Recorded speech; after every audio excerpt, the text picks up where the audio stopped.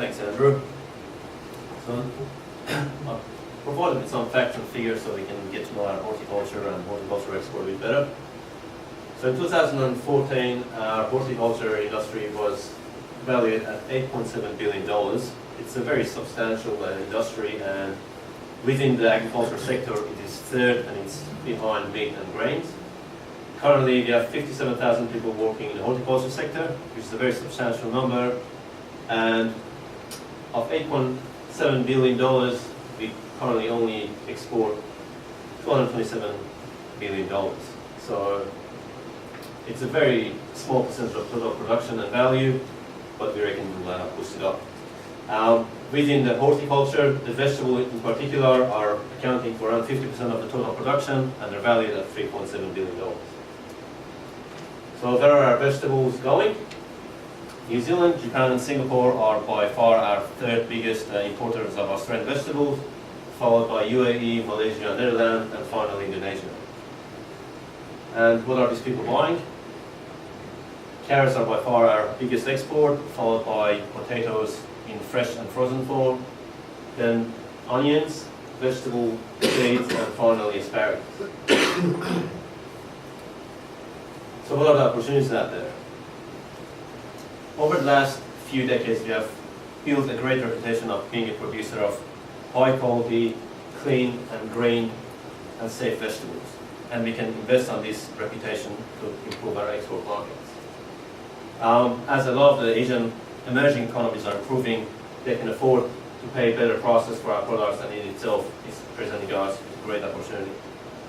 Demand for premium and packaged and convenient vegetable products are increasing. So we are all getting more and more time for, and I know it's a misery, but at the same time it's presenting us with a great opportunity to sell packaged, convenient and premium products at a great prices. As the consumers are getting more and more aware about sustainability, traceability, and safe sources of vegetables, then itself they're going to demand more of our products, which are safe, traceable, and reliable. There's also a noticeable trend in consumption of Western-style food. We can see companies such as McDonald's and Hungry Jack's are opening more and more outlets in Asia, and in itself is providing us with great opportunity to sell more vegetables to this market. Finally, we are very blessed geographically to be only around 10 hours flight from Tokyo, Seoul and Shanghai, and only around 8 hours flight from Singapore and Malaysia. So we're in a great spot geographically to supply these markets. Now let's hear some challenging stories. So we live in Australia, we live in a great country, we live in a very wealthy country. And living in a rich country comes with its own challenges, high cost of production, mainly because of very high wages.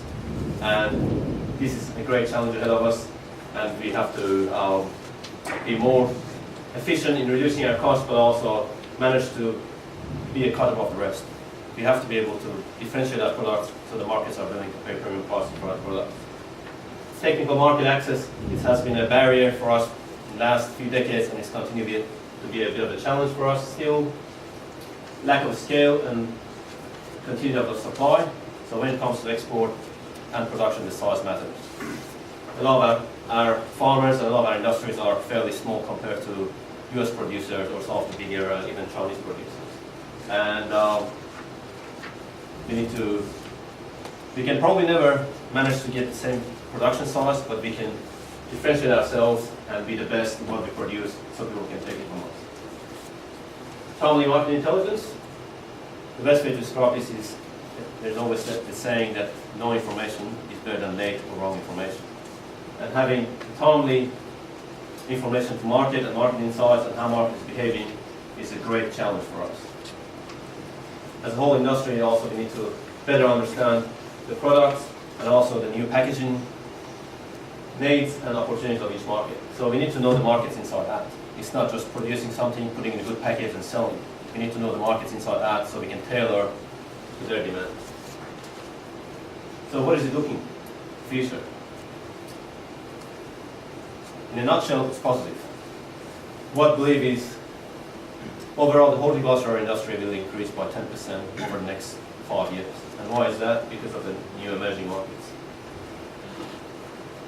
as I said before, because they're getting bigger, their economies are getting bigger, and they're demanding premium products, we will increase our size of the industry by 10% in horticulture, and in export itself by around 40%. So it's great, and why is that? Because we have a great tariff reduction for some of our trade partners, such as Korea, Japan, and China. So it's a bright future, and we reckon traceability is one of the ways to take us there. Now I'd like to pass the ball to Darren, who will run us through some great successful case studies.